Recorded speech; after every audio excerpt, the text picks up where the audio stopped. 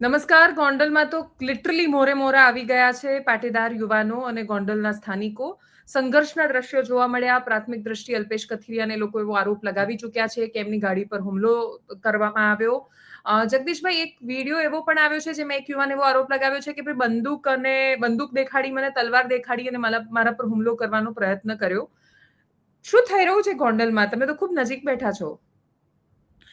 બેન, દરેકને ઈગો ક્લેશ છે અને અત્યારે જ્યારે આખો દેશ આમ તો સદમામાં છે કાશ્મીરની ઘટનામાં અને ખરેખર એકતા દાખવવાની જરૂર છે, એવે સમયે ગોંડલમાં તમે જેમ કીધું મોરે મોરા ભટકાણા છે અને ઈગો ક્લેશ છે. એટલે અત્યારે ત્યાં આમ તમે જુઓ તો જંગલ રાજ જેવું કે હું તાકાત વાળો કે તમે તાકાત વાળા, બંને પક્ષે એવું છે. પાટીદારના જે અલ્પેશભાઈ કથિરિયાથી માંડી વરુણભાઈ હજી આવ્યા નથી તો જવાના છે એમ કે છે, અને બેન જીગીસાબેન વગેરે ત્યાં ગયા છે દર્શન કરવા ઇત્યાદિ. એ દર્શન તો ઠીક, મૂળ વાત એ હતી કે કોણ અમને રોકી શકે. જેમ કે ગણેશ ગોંડલે એમ કીધેલું, રાઈટ, કે જેની માએ હવાહેર હૂંટ ખાધી હોય અથવા તો માનું ધાવણ.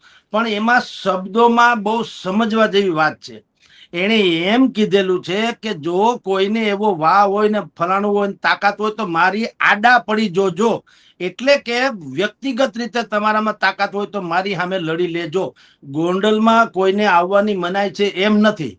ગોંડલમાં બધા રેત છે ને, પાટીદાર થી માંડીને બધા રેત છે, તો વેલકમ, ભલે આવે ને જાય. અમસ્તાઈ ગોંડલમાં રેત છે. રમેશભાઈ ધડુક શું છે, ભારતીય જનતા પાર્ટીના સાંસદ હતા ને ગોંડલમાં રેત છે, પાટીદાર છે. કોણ નથી એમ કે તો ચાલે. મેં પેલા કીધું બેન, 3.25 લાખની જનસંખ્યાનો મતદાર વિસ્તાર છે. 8,000 થી વધુ ક્ષત્રિયો નથી, બાકી બધા પાટીદારો મોટા ભાગના છે. તો રેત છે ને ત્યાં. તો સવાલ એ છે કે એમ નતું કહેવામાં આવ્યું કોઈ ગોંડલમાં કોઈની તાકાત નથી ઉતરી શકે. ગોંડલમાં બધા આવી શકે, હરીફરી શકે, મજા કરી શકે.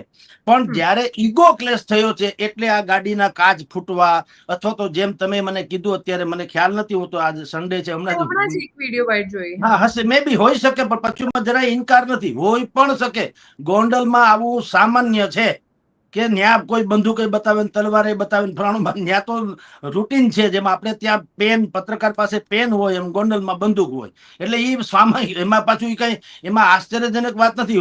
અથવા તો એ ભાઈ ખોટું બોલે એવું નથી, કદાચ બન્યું હોય એવું, એમાં ના નહીં. પણ આવું બધું ચાલી તો રહ્યું છે બેન, હકીકત પણ છે. એવું હા, નહીં, આ તો મતલબ બહુ અસામાન્ય સ્થિતિ ન થઈ કે આપણે એવું કહેવું પડે કે ગોંડલમાં આ બધું સામાન્ય છે. પોલીસ શું કરી બિલકુલ. રહી છે ત્યાં? તો મંજીરા હા વગાડે પણ છે. હા પણ હું ઈ જ તો કઉ છું બેન, એમાં પત્રકારે આપણે તો બયાન કરીએ છીએ ને, વાસ્તવિકતા છે એનું બયાન કરીએ છીએ ને. આપણે કેમ કહીએ છીએ ના ના આ હોવું જોઈએ, એમ નથી કેતા. હા, મને જે સમજી ગઈ હું સમજી ગઈ. હા, જે છે એ કહીએ છીએ કે ને આવું ચાલે છે, પણ ચલાવે છે કોણ? મારો પહેલેથી બેન આ મુદ્દામાં એક જ પ્રશ્ન છે કે હું ને તમે અથવા તો કોઈ પણ થર્ડ પાર્ટી, જે લોકો આપણે ચર્ચા કરીએ છીએ, આપણા દ્વારા તો ચાલતું નથી, અથવા તો આપણે એને છાવરતાય નથી. આપણે એની સરાહના નથી કરતા કે ધન્ય હોય એની જનતાને, ભલે એ બધા આવી રીતે નીકળી ગયા તલવારું લઈ લઈને, એવું કઈ નથી. આપણે કઈ એમાં કઈ એની છંદ નથી ગાતા. આપણે એમ કહીએ છીએ કે આટલી સુંદર ભારતીય જનતા પાર્ટીની બહુમતી છે, પ્રચંડ બહુમતી, અને વિપક્ષ નામે કઈ ચીજ નથી. તો તમે જેને અત્યારે મિર્જાપુર કહેવામાં આવી રહ્યું છે આખા ગોંડલ ને ભગવવામાં, તો સરકાર ક્યાં છે મને કહો. એટલે ગોંડલ વગોવાઈ રહ્યું છે કે ગોંડલમાં ખરેખર મિર્ઝાપુર જેવું વર્તન થાય છે? નો સર, ભોગવાઈ રહ્યું છે, સમજી લો. જો મિર્જાપુર હોત બેન તો ગોંડલ હિજરત કરી ગયું હોત. હું તમને કહું, હું તમને પહોંચી ન શકું તો તમારી અવગણના તો કરી શકું કે નહીં? તો પથ્થર કેમ ફેંકાયો? આવું કેમ થયું? એટલે શું એવું હોઈ બેન શકે આ કે તો ખરેખર જંગલ, કાંકરી ચાળો ના થઈ ના ના, રહ્યો છે? બિલકુલ કાકરી ચાળો છે બેન. અને એ તો તમે જાણો છો, જેને આપણે જંગલ રાજ કહીએ છીએ, તાકાતના જ પારખા છે, સમજી લ્યો. તાકાત. અચ્છા, મને તમે સમજાવો બેન, આજે તમે લોકો એટલે કે જે પાટીદાર ભાઈઓ નીકળ્યા છે, શું આજે કઈ છે એવું મહત્વનું કે દર્શન કરવા છે? અને આજે કઈ છે તિથિથી માંડીને કોઈ આજે પૂનમ સ્પેશિયલ છે? હતી. બિલકુલ યાદ તો તમે. હા, હવે તમે મને કહો મારા સ્ટુડિયોની બાજુમાંથી નીકળતો નહીં, હું ત્યાંથી નીકળીને ખોખારો ખાવ તો તમને લાગી આવે કે ન લાગી આવે? તમે જયારે કયો છો ત્યારે ન હોય તો કઈ વાંધો નહીં, આડા દિવસે આપણે આ વાતો કરીએ. એના જેવું છે કે જયારે તમારે કશું જ નથી, ખાલી તમે એટલું જ કયો છો કે ગોંડલમાં હું જઈશ ને બધી, અને જાઓ, બિલકુલ છૂટે છે, કોઈ વાંધો નહીં. ક્યાં ફરક પડતા? જાઓ ને આરામથી. શું ગણેશ ગોંડલે આ ભૂલ નથી કરી? એ જયારે એવું બોલ્યા કે 500 કિલોમીટર દૂર રહીને સભાઓ કરો છો, બધા ઈચ્છતા હતા કે એ પ્રોવોક થાય અને એ થઈ ગયા. ઈચ્છતા જ હતા બધા કે રિએક્શન આપે તો મુદ્દો ચાલે આગળ. એટલે આને તો આને રાજનીતિ કહેવાય બેન. તમને કહું, એને ખબર જ હતી, ભાઈ અલ્પેશભાઈ ને ખબર હતી, જિગીસાબેન ને ખબર હતી કે કાંઈક તો આખરી ચાળો થશે, અને ઈ એના સ્વભાવમાં છે, વિપક્ષોમાં સમજી લ્યો કે થશે ને થશે જ એવી એને કારણ કે ટોળા જયારે માણસ, શાહબુદ્દીન રાઠોડ કે છે ને સાહેબ કે માણસ બુદ્ધિશાળી પ્રાણી છે પણ ટોળામાં હોય ત્યારે નહીં. તો 7,000 કે 8,000 કે 10,000 જે લોકો કાળા વાવટાથી માંડીને બધું ફરકાવે છે, બધા જ લોકો સંયમી હોય, બુદ્ધિશાળી હોય, શિસ્તબદ્ધ હોય એવું તો જરૂરી નથી. હવે કેટલાકને તો જાયલા રહેતા ન હોય, સમજી લ્યો. તો એ ઓબ્વિયસલી ખબર જ હતી, કહું છું અલ્પેશ. એટલે તો અલ્પેશભાઈ તમે જુઓ બાઇટ્સમાં શું કે છે કે હજી તો મારી શરૂઆત થઈ છે, ગોંડલમાં માત્ર પ્રવેશો છું, ત્યાં જ મારી ગાડીના કાચ ફૂટ્યાનો વિરોધ થયો. હું તો એમ ઈચ્છું કે વધુ ને વધુ વિરોધ થવો જોઈએ, પ્રચંડ વિરોધ થવો જોઈએ, કારણ કે એ તો એની ફેવરમાં જાય છે. એ તો એ ઈચ્છે છે સાહેબ. રાજકારણ કોને કે? તો હજી તો કહું, હજી તો સાંજ સુધીમાં ખબર નહીં બેન આપણને શું સમાચાર મળે, પણ ન કરે નારાયણ અને કઈક અજુકતું થાય, હાથા સફાઈ થઈ જાય તો બધી જ credit goes to Alpesh Kathiria only. એના સહાનુભૂતિ થશે કે ભાઈ જુઓ હું કહું છું એ વાત સાચી પડી, એવું થશે. એટલે જે લોકોએ સામે રણનીતિ અખત્યાર કરી છે, કાળા વાવટા ઇત્યાદિની, એ લોકોએ બુદ્ધિપૂર્વક વર્તવું જોઈએ, નહીતર એક્સપોઝ જે આ લોકો કરવા માંગે છે આપોઆપ થઈ જવાના. એક્ઝેક્ટલી. હું એ જ કહું છું કે એક બાજુ તમે એવું કહી રહ્યા છો કે ગોંડલ બહુ શાંતિપ્રિય છે, તમે આવો, પછી બીજી બાજુ તમે પહેલા એવું કહો છો, બીજી બાજુ પછી પ્રતિક્રિયાના રૂપે તમે બહુ જ મોટી સભા કરો છો અને પછી એવું કહો છો કે ધાવણ પીધું હોય તો આવો. એમણે કહ્યું કે હા પીધું છે એટલે અમે આવી રહ્યા છીએ. હવે આવી રહ્યા છે ત્યારે તમે વિરોધ કરી રહ્યા છો. આ મુદ્દો મીડિયાને વિઝ્યુઅલ જોઈએ, મીડિયાને એવા દ્રશ્યો જોઈએ. ગાડીનો ફૂટેલો કાચ એ મીડિયાની હેડલાઇન છે, એ બધાને ખબર છે. કશું ઉલટું થાય એટલે વારંવાર ચાલે એ બધાને ખબર છે. અને ગોંડલ આજે ફૂલ મસાલો આપવાના મૂડમાં છે. બેન સાચું કહું, જો જર્નાલિઝમ આપણું પ્રોફેશન છે, પણ હું ઇન્ડિવિજ્યુઅલી કેસમાં કહું છું, વ્યક્તિગત કોઈને નથી કહેતો. આપણી એક ભૂમિકા, બે ગંભીરતાથી ભૂમિકા તો છે ને કે ક્યાંય શાંતિ જળવાઈ સારું કે વિઝ્યુઅલ્સ મળે સારું. હવે કાચ ફૂટ્યા, હાલો તમે કહું છું પણ કે ફૂટ્યા તો બતાવશે જ ને મીડિયા, પ્રયત્ન બતાવો પણ ઓકે બતાવો જ, પણ ટીઆરપી નો મામલો જે છે આનાથી સમાજનું ભલું થાય છે ખરું, એમ મારું કહેવાનું છે. બે સમાજ તમે જુઓ, હા બેન, પાટીદાર સમાજ અને ક્ષત્રિય સમાજ આનો બહુ કલંકિત અને લોહિયાળ ઇતિહાસ રહ્યો છે સૌરાષ્ટ્રમાં. Blow by blow. આપણે મેં કાલે આપની સાથે વાતચીત કદાચ આપણી ચેનલમાં કરી હતી કે આટલા બધા લોહિયાળ ઇતિહાસ છે, હજી ઢબુરાયેલો છે. હવે માંડ શાંત પડવા તરફ હતો. જે કાંઈ રાયવરલાય કે દુશ્મનાવટ ચાલે છે એ વડેવડની, સૌરાષ્ટ્રની ભાષા વડેવડ એટલે જેસો કે તેસા વાળી વાત છે, રાઈટ?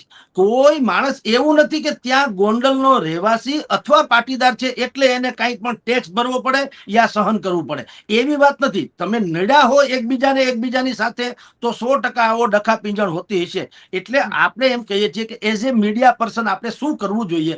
બને ત્યાં સુધી એક તો પહેલામાં પહેલી વાત કે દુનિયા આખી જે કે તે કડવામાં કડવું પણ સત્ય હોય તે ઉચ્ચારવું જરૂરી છે. એ તો વહેલી વાત છે. ગણેશ ગોંડલની સુલતાનપુરની સભામાં બેન તમે વર્ડ ટુ વર્ડ સાંભળો શું ઘટના છે અને આ લોકો શું કરીને લઈ રહ્યા છે. એણે એમ કીધું છે કે ભાઈ કોઈને કાંઈ પણ માથાકૂટ હોય કે એમ લાગતું હોય કે હું કાંઈક છું તો મારું સરનામું 100 જગ્યાએ છે અને હું આટલા સમયે આમ રખડું છું, મને આડા પડી જોજો, એમ કીધું છે. જુઓ, ગોંડલ આવજો તો એમ નથી બેન, ગોંડલ આવો ને બધા આવે છે ને ગોંડલ રહે છે. ગોંડલ આવવાની ધમકી નથી. તમે હું એટલા જગ્યામાં ફરું છું, આ મારું સરનામું છે, તમારે કઈ એમ વાંધા વચકા હોય તમે આડા પડજો એટલે મારી સામે બથોબથની જેમ મારી સામે આવી જાજો. હવે એવી તો કોઈ વાત હતી નહીં તમે ગોંડલ આવતા નહીં, પણ તમે એટલે કે આ જે ભાઈઓ નીકળ્યા ગોંડલ આવ્યા છે અત્યારે, અલ્પેશભાઈ વગેરે, એને એમ કીધું કે માનું ધાવણ યાદ કરાવવાની વાત હતી એટલે અમારે આવવું પડ્યું. એને એમ નથી કીધું કે માનું ધાવણ ધાવ્યા હોય તો ગોંડલ આવી જોજો, એમ નથી. ગોંડલમાં આવવાનો ક્યાં પ્રશ્ન છે? તમે આડા પડી જોજો એટલે કે મને તમે કઈક નડી જોજો. હવે તમે ઇન્ડિવિજ્યુઅલી, આ તો બે ઇન્ડિવિજ્યુઅલ છે, આમાં કોઈ પાટીદાર સમાજે એલાન નથી કર્યું, ક્ષત્રિયોએ એલાન નથી કર્યું. તમે વિચાર કરો, ગણેશ ગોંડલ અને જે કોઈ સામે પાટીદારના બેન દક્ષાબેન, જિગીસાબેન હોય કે અલ્પેશભાઈ, હા, કે અલ્પેશભાઈ હોય, એને કીધું ભાઈ તમારામાં ત્રેવડ હોય, તમે એક કામ કરજો ને મને આડા પડી જજો. આડા પડી જજો એટલે મારી સામે તમે લડી લેજો જ્યારે પણ જરૂર પડે ત્યારે, પોલિટિકલી પણ હોય યા આમ પણ હોય, શારીરિક પણ હોય, પણ ગોંડલમાં ઉતરો તમારે માયા એવું કાંઈ છે નહીં. પણ હવે નહીં, આમાં અલ્પેશ કથિરિયાના મુદ્દાને પણ એ રીતે જોવાઈ રહ્યો છે. ગણેશ ગોંડલ એવું કહી રહ્યા છે, એટલે હમણાં જ અમારી ટીમે એમની સાથે જ્યારે વાત કરી ત્યારે એમની એ જ વાત છે કે જાતિવાદી તત્વોનો અમે વિરોધ કરવા માંગીએ છીએ. અમે જાતિવાદી નથી, જે લોકો આવી રહ્યા છે એ જાતિવાદ ફેલાવવા માંગે છે. શું ખરેખર એવી સ્થિતિ છે કે અલ્પેશ કથિરિયા સહિતના લોકો પાટીદારનો મુદ્દો ઉપાડે છે, પણ જયરાજસિંહ જાડેજાનો પરિવાર ખાલી ક્ષત્રિયોના મુદ્દા નથી લેતો? જુઓ, જે કોઈ ગોંડલમાં છે એને પૂછો, જયરાજસિંહ જીતે છે કઈ રીતે? જો ગોંડલમાં જાતિવાદનો જ મુદ્દો હોત તો ગણેશ ગોંડલના ફાધર કે એના ગીતાબા કે એના મમ્મી ક્યારેય જીતે જ નહીં, કારણ કે દરબારો તો 8,000 છે, પોણા 3 લાખમાંથી સમજી લ્યો. જીતાડે છે કોણ? મોટા ભાગના પાટીદાર અને ઇતર વર્ગ. હવે ઇતર એટલે 18 વરણ. હવે 18 વરણ એને જો જીતાડતું હોય તો કાંઈક હશે બેન, કે બંદૂકના નાળચે જીતાય? મને તો આ અગાઉના જમાનામાં જવા દો, જયારે બેલેટ થી ચાલતું હતું ત્યારે હજી એવું આપણે સાંભળતા હતા કે બૂથ કેપ્ચરિંગ થતું હતું આમ ને તેમ. અત્યારે આક્ષેપ છે ઈવીએમ નો, એ જવા દો. પણ બેઝિકલી તમને કહું કે પોણા 3 લાખ લોકોને લમણે બંદૂક મૂકીને મત મેળવાતા હશે ને મળી જતા હશે. એકાદ વખત કદાચ થઈ જાય, 2 વખત, આ લગભગ 4થી 5મી ટર્મ છે સાહેબ, સમજી લ્યો. અને ગોંડલમાં જી અને ગોંડલમાં આસપાસના 10 ગામનું હટાણું ગોંડલ છે. એશિયાનું સૌથી મોટું માર્કેટિંગ યાર્ડ ગોંડલ છે. જો માની લઈએ, તમે બેન કહો છો એ પ્રમાણે, આ આક્ષેપ કરે છે એ પ્રમાણે, દહેશતમાં હોય તો પ્રાણે કોઈ માલ આપવાનું કે છે? હું એમ કહું છું, એશિયાના સૌથી મોટું માર્કેટિંગ યાર્ડ શું કામ બને એ કઈ મને સમજાતું નથી, જો ત્યાં આ રીતે દહેશત હોય તો. હોય જી, પણ તો પછી આટલો વિરોધ કેમ કરી રહ્યા છે? કોઈએ શું કામ ગાડી પર પથ્થર ફેંકવો પડે? હમણાં જ મેં જિગીશા પટેલે જસ્ટ મને એક વિડીયો મોકલ્યો છે, જોયો એટલે મને મનમાં તરત વિચાર આવ્યો કે એ ગાડીમાં ઉતરી રહ્યા છે, એ લોકો જઈ રહ્યા છે ત્યાં ગીતાબાના પોસ્ટર, જયરાજસિંહના પોસ્ટર, જતારો પાછા, ગબ્બર નહીં ગદ્દાર છે, એ પ્રકારના પોસ્ટર, અને એટલો બધો વિરોધ કે તમારી ગાડી જ નહીં જવા દઈએ. એવું શું કામ કરવાનું? તો પછી આવવા દો, ફરવા દો, ગોંડલ જતા રહેશે પાછા. બિલકુલ પોલિટિકલી એવું જ થવું જોઈએ. આ મેનેજેબલ છે, આ કઈ સ્વયંભૂ બયંભૂ જેવું તો છે નહીં. હા, એ તો છે, જેમાં જિગીસાબેન 100% સાચા છે. જો ગણેશ ગોંડલ કે એ લોકોએ એવું કર્યું હોત કે ભાઈ એને કશું જ કરવાની જરૂર નથી, બિલકુલ હરવા દો, ફરવા દો, ક્યાં ફરક પડતા? ભલે ને ફરીને વયા જાય, શું ફેર પડે? તો એ પોલિટિકલી જીતા હોત, સમજી ગયો. ઘરે રોટલા ખવડાવો જઈને સૌરાષ્ટ્ર તો હા, મહેમાન. ઉલટાનું કોકને પૂછ્યું હોત, ઉલટાનું એમ કીધું હોત કે ભાઈ તમે ખાલી 2-5 જણા નહીં, 5, 50, 100 જણા આવો, એટલું જ નહીં, મારે ત્યાં રોટલા ખાજો, અમે તો અતિથિ દેવો ભવ, બરાબર, તમ તારે રોટલા ખાજો. અને બીજું, ગોંડલમાં ફરી લ્યો, તમને અમારી વિરુદ્ધમાં કોઈ કાંઈ કે તમારા લેવલ પ્રમાણે અમને હામો હામ મોરે મોરા એમ ભટકાવજો, એમ કહેવાની જરૂર હતી. આ કાળા વાવટા અને ફલાણું જે કાંઈ છે, ટોળાને બુદ્ધિ ન હોય, કોઈએ પથ્થર માર્યો એટલે અત્યારે તમે જુઓ, એ તો સ્વાભાવિક જ છે. ઓલા લોકોને, એટલે કે જે એ લોકો આક્ષેપ કરે છે ને તમે હાથે કરીને પુરવાર કરી દો છો, એ હકીકત છે, એમાં કોઈ શંકા નથી. એટલે જ હું કહું છું બેન કે આ વીછીનો દાબડો છે, આને ખોલશો એટલે ડંખ જ લાગવાના બેન. હા, એટલે વેરી ટ્રુ. આપણે અપેક્ષા એ રાખી શકીએ કે તો સમાજ બહુ જ ખોટા માર્ગે એટલે ન દોરવાય, કેમ કે બધાએ સમજવું પડશે કે આ પોલિટિક્સ છે, અને બંને બાજુથી. એટલું ગણેશ ગોંડલને પણ ચૂંટણી લડવાની છે, આમાંથી કોઈકને ચૂંટણી તો આગળ જતા લડવી જ છે. જુઓ, અક્ષર મંદિરની મુલાકાતે આવેલા અલ્પેશભાઈ કથિરિયાને પૂછવામાં આવ્યું પત્રકારોએ કે આ રીતે તમારો વિરોધ થતો જાય છે, શું કહેશો?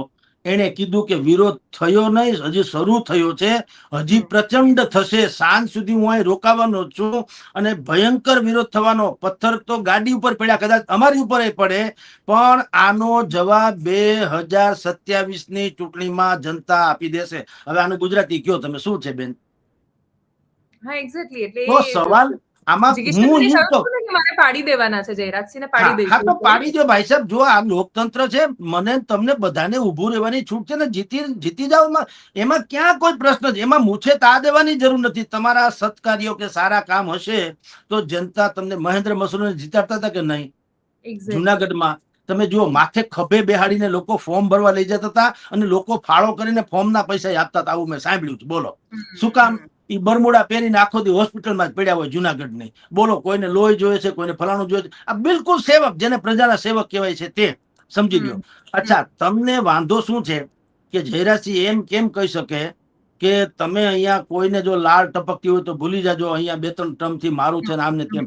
આની સામે તમને વાંધો છે દાખલ, અને વાંધો હોવો જોઈએ. હાલો કે ભાઈ લોકતંત્ર છે, એમાં કોઈ અચ્છા એને બોલવાનો તો અધિકાર છે. તમને ક્યાં ટિકિટ આપી દીધી? પણ એમ કહો, સરકાર તો ભાજપની છે ને, ટિકિટ તો ભાજપ આપશે ને. તો જયરાજસિંહ ભલે બોલે, તમે ન આપો ટિકિટ તો શું કરશે જયરાજસિંહ? અપક્ષ ઉભા રહે, ત્રેવડ હશે તો, નથી હારી જશે, 2 માંથી 1. પણ તમને કહો, તમને ઈ જયરાજસિંહના સ્ટેટમેન્ટ સામે વાંધો છે તો જયેશ રાદડિયા કે છે કે આ મારા બાપુજીની વાવેલી જમીન છે, તો ન્યા કા વાંધો નથી તમને? જુઓ, ન્યા કેમ વાંધો નથી? જો બટા એવું છે, જયેશ રાદડિયા અને ખોડલધામને બહુ વાંધો છે ને સામસામે છે બેન. ઈ તો ખોડલધામની રચના જે થઈ એમાં પૈસા, પેલા જે ફંડની ધોધ વહ્યો એ વિઠ્ઠલભાઈ રાદડિયાને કારણે, નહીં કે નરેશભાઈ પટેલને કારણે. સમજો બેન. હવે એમાં જે ભાગલા પડ્યા છે, સામે જે સરદાર ભવન બની રહ્યું છે, મુખ્યમંત્રીએ એનું ઉદઘાટન કર્યું, રાજકોટમાં 400-500 કરોડના ખર્ચે બને છે. એમાં IPS IAS કેડરની બધી વ્યવસ્થા કરવાની. આ બધા ભાગલા શું કામ? જો એક વસ્તુ કહું બેન, દુનિયા જે સમજે તે, જગદીશભાઈ વેચાઈ ગયા, જગદીશભાઈ ડરી ગયા, જગદીશભાઈ ફલાણું, એ તમારે ફાવે એમ કરો. હાવ સાચી વાત. અમારી વાત કડવી છે, નહીં માનો તો તમને નુકસાન જવાનું છે. મરી રહો, કોઈના કઠોળે ચડોમાં. જયરાજસિંહ બાપુને ભગવાનની દયા છે, એને કઈ ચિંતા નથી. અને સામે અલ્પેશભાઈ ને જીગી સાહેબ, એને કઈ ચિંતા નથી. એને 70 પેઢી ખાય એટલું બે બાજુ ભગવાનની દયા છે. જીગી સાહેબ ની લોકો દુખી હશે તો એને આપનારા મળી રહેશે. જયરાજસિંહ પાસે છે અત્યારે. વાંધો મારા તમારા જેવાના છે. કોકના કઠોળે ચડશો, મરી રહેવું. તમે તાકાત આપે. 5 વર્ષે ચૂંટણી આવે છે કે નહીં? ગાય જેવા થઈને હુઈ જાવ ને, ચૂંટણી આવે ધબ કરીને ઠોકી દેજો ને, જે હશે હારી જશે, ખરાબ હશે હારા હશે, જીતી જશે. એમાં ગધેડો કરવાની ક્યાં જરૂર છે? તમારે ગોંડલમાં રહેવું છે, ધંધો કરવો છે, પાણીમાં રહીને મગર અરે વેર નથી બાંધવું, તો રાજકારણ કોને કહેવાય? ચૂંટણી આવે ત્યારે ખેલ પાડી દેજો. પણ તમારે ચૂંટણી અચ્છા, આજે જ તમારે અક્ષરધામના આમાં મુલાકાત, તમે એમ કે વિનુભાઈ સિંગાળાની પ્રતિમા મૂકવી છે. મને બેન એક વખત સમજી લો, તમે એટલા વર્ષ પછી પેલા જાગ્યા કેશુભાઈ બહુ મહાન, કેશુભાઈ બહુ મહાન, ચોથી પુણ્યતિથિ આ કુર્મી સેના, જેના બેન જીગીસા બેન એના સમથિંગ વડા છે, રાઈટ? કુર્મી સેના, કેશુભાઈ મહાન છે. એ તમે અત્યારે ચોથા વર્ષે ખ્યાલ આવ્યો? એના દિવંગત થયાના પછીના ચોથી પુણ્યતિથિએ ખબર પડી કેશુભાઈ મહાન છે. તમે ઈ ફેલ ગયા, કેશુભાઈ નું કાર્ડ ન ચાલ્યું અને ઈ બધું પતી ગયું. એટલે હવે વિનુભાઈ સિંગાળા મહાન હતા. દાખલા તરીકે પાટીદાર સમાજ માનતો હોય, એને ધન્ય હો, ભલે માને. એને કેટલા વર્ષ થયા? હવે રાતોરાત મહાન થઈ જાય છે? તો પહેલા જ દિવસ મહાન થવું જોઈએ. જગદીશભાઈ, એક સ્ક્રીનશોટ છે મારી પાસે. એક વોટ્સએપ ગ્રુપ બનેલા છે અલગ અલગ. એમાં એક ગ્રુપ છે પ્રતિશોધ સ્વ વિનુભાઈ શિંગાળા, જે પાટીદાર યુવાનોનું છે. એમાંથી એક મેસેજ એવો આવ્યો કે વિનુભાઈ શિંગાળા મર્ડરમાં આપણા જ સમાજના 2 મોટા માથાનો હાથ હતો. અને પછી નીચે લખ્યું કે કોણ હતું, તો એનો જવાબ આપ્યો કે કેશુભાઈ પટેલ અને વિઠ્ઠલ રાદડિયા. આ વાતને, એટલે આ વોટ્સએપનું પ્રાઇવેટ કન્વર્ઝેશન છે અને એ પાટીદાર યુવાનો જ એકબીજાની સાથે કરી રહ્યા છે. આને કોઈ લેવા દેવા ખરી આ વાત સાથે કે વિનુભાઈ શિંગાળા ખૂબ મોટા નેતા થઈ રહ્યા હતા ને એટલે ખૂંચી રહ્યા હતા આંખોમાં? ના ના ના ના બેન, એવું નથી. જે કઈ જેટલું આપણે જાણીએ છીએ કહું છું. હા, બધાએ શું છે બેન, એક જમાનામાં જ્યારે ગોંડલમાં મહિપતસિંહ જાડેજાનો દબદબો હતો, દબદબો ઇન્વર્ટેડ કોમામાં, ત્યારે એનો દબદબો ઠારવા માટે કેશુભાઈ સવદાસભાઈ પટેલે જયરાજસિંહ ટેમુભા જાડેજાને પ્રમોટ કર્યા, લોન્ચ કર્યા, રાઈટ? હવે એ ઉભા થયા, જયરાજસિંહભાઈ ઉભા થયા, એટલે ત્યારે મોરે મોરો ભટકાવ્યો, અત્યારે જે શબ્દ પ્રચલિત છે તે. તો તમે વિચાર કરો, બી કોણે વાવ્યા મને કયો? પાટીદાર, કેશુભાઈ પાટીદાર હતા કે નહીં? તો એને તો કા તે દિવસે કોઈ પાટીદારને ઉભા ન કર્યા? સમજી લ્યો. કારણ કે ત્યાં મહિપતસિંહ બાપુને ટક્કર આપી હતી, ની ટક્કર આપી શકે એમ જયરાજસિંહ હતા, એમ બાપુ ભાઈ કેશુભાઈ માનતા હશે, તો એને એ આપ્યા અને ઉભા થયા. ને પછી આપણી સામે બધી સ્થિતિ છે. સવાલ શું છે, કેમ ડખો થાય છે? 90 વીઘા જમીન રાજવાડી નામની છે, જે અત્યારે અક્ષર મંદિરની પાસે છે. એમાં સ્કૂલ બની ગઈ છે, સાગર કાંઠે, પેલા દરિયા નદી કાંઠે છે, ત્યાં રિવર ફ્રન્ટ જેવું બનાવેલું છે આજની તારીખે. આ એ જ મંદિરમાં કે બીજા મંદિરમાં? ઈ જ. અચ્છા. અને અરુણ સ્વામી કેવું નામ છે, અરુણ સ્વામી કેવું સમથિંગ આજે છે. અક્ષર પુરુષોત્તમ મંદિરમાં આજે પણ છે. અરુણ સ્વામી કે એવું નામ છે, ભૂલી ગયો નામ થોડુંક. એ વિદ્યમાન છે. અને કોઠારી એટલે કે મંદિરના વડા એ પણ અત્યારે વિદ્યમાન છે. આ જે સમયે આ બધું ડખો શરૂ થયો ને એ રાજવાડીની 90 વીઘા જમીન હતી. હવે ઈ જમીન માટે ડખો થયો. તમે જુઓ શું થાય છે હવે. આ બધા જે જિગીસાબેન કદાચ યા તો ઇતિહાસની ખબર નથી અથવા તો એ વાગળવા નથી માંગતા કે વિનુભાઈ સિંગાળા શું કામ ત્યાં આવ્યા. કારણ કે 90 વીઘા જમીન હતી ગોંડલ સ્ટેટની. ગોંડલ સ્ટેટના રાજા હિમાંશુ સિંહજી જે અત્યારે વિદ્યમાન છે એના ભાઈ, એને ગુણવંતસિંહજી કે સમથિંગ નામ હતું, એની જમીન હતી પોતાની. એને શું કીધું કે અને ત્યારે હકીકતે કહું છું ત્યારે એ જમીન ઉપર કોકનો કબજો હતો. એ કબજો છોડાવવા માટે થઈને એને વિક્રમસિંહ રાણા જે એક્સ આર્મી મેન હતા એને કીધું કે ભાઈ તું આ જમીનનો કબજો છે એમાંથી ખાલી કરાવ અથવા તો મદદ કર. વિક્રમસિંહ રાણાએ મદદ કરી. સાંભળજો, મદદ કરી. એમાં એ ખેડી ખાતા હતા. એમાં જેટલી ઉપજ આવતી હતી વિક્રમસિંહ રાણા 1 પણ રૂપિયાની એમાંથી ઉપજ પોતાના ઘરે નથી લઈ ગયા. સ્વામિનારાયણ એ પ્રમુખ સ્વામીના અનન્ય ભક્ત હતા. વિક્રમસિંહ રાણા પ્રમુખ સ્વામીના બિલકુલ. હા, તમારી જાણ ખાતર એને બધા નહીતર પોતાની પાસે હથિયાર હતું ને બધું હતું ને. એક્સ આર્મી મેન હતા, સમજી લ્યો. આ બધું છે ને લોહિયાળ ખરેખર તો આ ખોતરવા જેવું છે. ખોતરવા જેવું નથી. શું કામ? આ નવી પેઢીને નુકસાન થાય એવું છે. પણ તમને વાસ્તવિકતાની ખબર પડે આ જગત ક્યાં જઈ રહ્યું છે. એ 90 વીઘા જમીન વિક્રમસિંહ રાણા વાવતા હતા અને પછી આ જમીનને બુદ્ધિપૂર્વક લેવાની ગણતરી થઈ પાટીદાર સમાજમાં થઈ. એટલે લાલજીભાઈ સાવલિયા જે તે સમયના ભારતીય જનતા પાર્ટીના અગ્રણી, એના નામે સાટાખત અને દસ્તાવેજ કરવામાં આવ્યું. કારણ કે વિક્રમસિંહ રાણા પાસેથી કોણ લઈ શકે એવી સ્થિતિ તો હતી. તો લાલજીભાઈ સાવલિયાએ શું કર્યું? વિનુભાઈ સિંગાળાનો મદદ લીધી. વિનુભાઈ સિંગાળા ત્યારે થોડોક કાઠું કાઢેલી હાલતમાં હતા, કાઠિયાવાડી ભાષામાં. ટૂંકમાં હા, તોફાની સ્વભાવના હતા, લડાયક હતા. તો એને વિનુભાઈ સિંગાળા શું કામ આવે એ તમને કહું. એને ગોંડલની ચૂંટણી લડવી હતી, પણ ત્યાં ખાતેદાર હોય, ત્યાંના રહેવાસી હોય, ત્યાંનું રેશન કાર્ડ હોય તો મેળ પડે ને. જમીનના ખાતેદાર થાય તો એને અહીંયા પગ પેસારો થાય ને એ કહેવાય કે હું અહીંનો સ્થાનિક છું, આયાતી નથી. એમ કરીને વિનુભાઈ પડ્યા હતા. ત્યારે એને આ અંજામની ખબર નથી જે અત્યારે પછી અંજામો જે આવ્યા એની ખબર નથી. અને એ જમીન ખાલી કરાવવા વિનુભાઈ સિંગાળાથી માંડીને જે 18-20 જણાનું લોકોની સામે FRI થઈને ફરિયાદ થઈ કોર્ટમાં, જગ જાહેર વાતો છે એટલે કહું છું. તેણે વિક્રમસિંહ રાણાનું મર્ડર એવી રીતે કર્યું જે છાપાઓમાં આવેલી વાત કહું છું, મીડિયામાં આવેલી ને કોર્ટમાં ચોપડે લખાયેલી. લુગડું ન હલે ત્યાં સુધી પ્રહારો કર્યા. લુગડું ન હલે ત્યાં સુધી સેંકડો પ્રહાર કરીને એ ભાઈને વિક્રમસિંહ રાણાનું મર્ડર કરવામાં આવ્યું. હવે તમે વિચાર કરો, ત્યારે તો વિક્રમસિંહ રાણાનું મર્ડર થયું ત્યારે જયરાજસિંહનો પ્રાદુર્ભાવ થયો નતો રાજનીતિમાં પણ. આ એ બધું પછીની ઘટનાઓ છે. તો મને તમે કયો શરૂઆત ક્યાંથી થઈ? મને કયો જીયા.